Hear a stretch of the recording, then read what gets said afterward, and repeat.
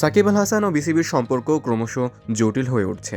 দেশের মাটিতে খেলার স্বাধীনতা, বিদেশে যাতায়াতের নিশ্চয়তা এবং ব্যাংক অ্যাকাউন্ট ফ্রিজ খোলার মতো 3টি শর্ত পূরণের জন্য বিসিবির প্রতি অনুরোধ জানিয়েছিলেন সাকিব।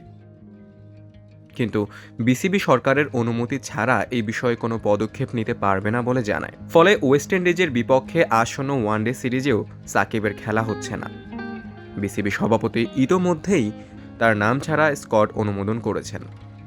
এতে তার আন্তর্জাতিক ক্যারিয়ারের ভবিষ্যৎ আরও অনিশ্চিত হয়ে পড়েছে। সাকিবের সমস্যা শুধু ক্রিকেটীয় নয়, বরং তা আইনি ও আর্থিক সংকটের সঙ্গে গভীরভাবে জড়িত। আওয়ামী লীগের সংসদ সদস্য হিসেবে তিনি একটি হত্যা মামলার আসামি। এছাড়া বিদেশে টাকা পাচার এবং শেয়ার বাজারে কারসাজির অভিযোগে তার বিরুদ্ধে চলছে তদন্ত।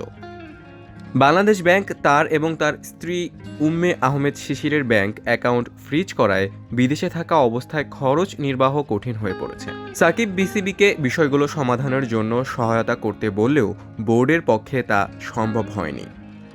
এই পরিস্থিতিতে বিসিবি সভাপতি ফারুক আহমেদ বলেন, আমরা চাইলেও সবকিছু করতে পারি না। সাকিব দেশে খেলতে পারছে না, অনুশীলন করতে পারছে না। এই পরিস্থিতিতে শুধু বিদেশে লিগ খেলে জাতীয় দলে খেলা চালিয়ে যাওয়া কঠিন।